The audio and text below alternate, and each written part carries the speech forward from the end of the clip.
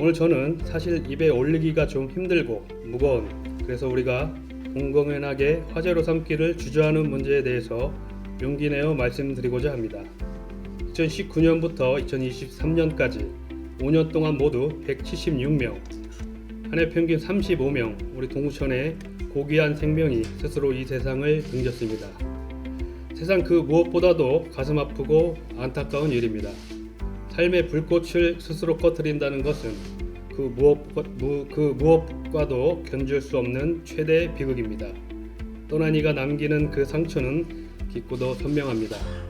남겨진 가족과 지인들에게는 평생 절대로 지워지지 않는 고통입니다.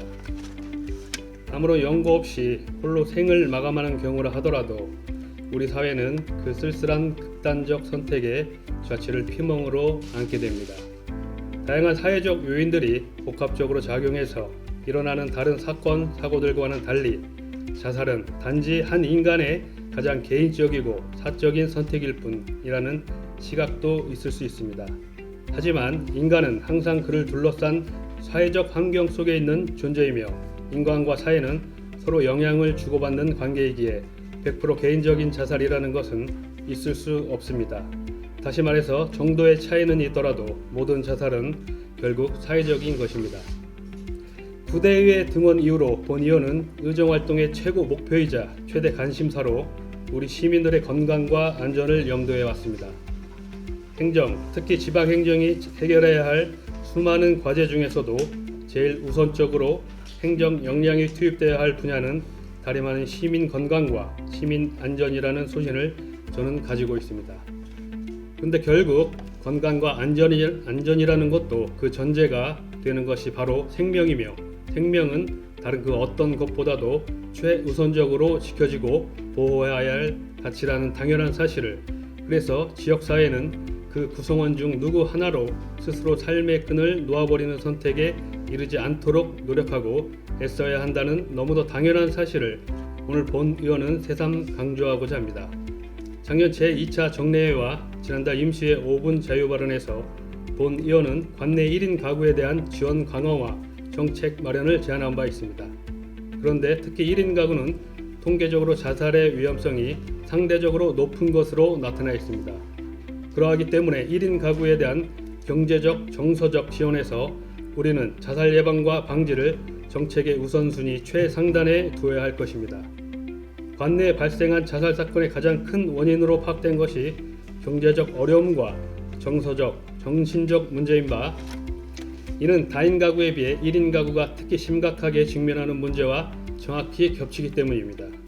지금도 시에서는 생명사랑 마을 조성, 생명 존중 안심마을 운영, 마을 챙김 프로그램, 생명사랑 투게더, 노인 집단 상담 프로그램 등 다양한 자살 방지 사업을 펼치고 있습니다. 그런데 대체로 어르신들을 대상으로 삼고 있는 이러한 사업들에 더하여 저는 시 자체적으로 청년과 중장년 1인 가구에 대한 자살 예방과 방지 시책도 추가로 마련해 주실 것을 제안드립니다. 그 선도 사례로서 인천시가 대대적으로 실시하고 있는 1인 가구 대상 자살 예방 사업인 All One 프로그램을 참고하는 것도 좋다고 생각합니다. 인천의 이 사업은 청년과 중장년을 포함한 모든 1인 가구를 대상으로 한 정신건강, 고위험군 선별검사, 심층 상담, 생애 주기별 맞춤형 심리 정서 지원 등을 주요 내용으로 하고 있습니다. 어느 소설가가 이런 말을 했습니다.